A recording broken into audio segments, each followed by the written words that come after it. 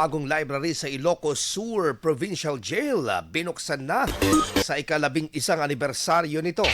Para sa detalye ng regional report na yan, kasama natin Idol Aaron Navelgas. 104.7 IFM Report.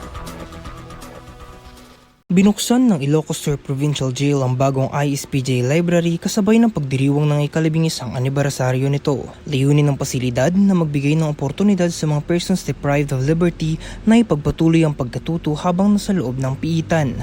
Kasabay ng pagbubukas ay ang pagpapabasbas din ng bagong PDL Rehabilitation Center at ang pagpapakita ng bagong patrol car at mga nabiling armas bilang bahagi ng pagpapalakas na operasyon ng kulungan.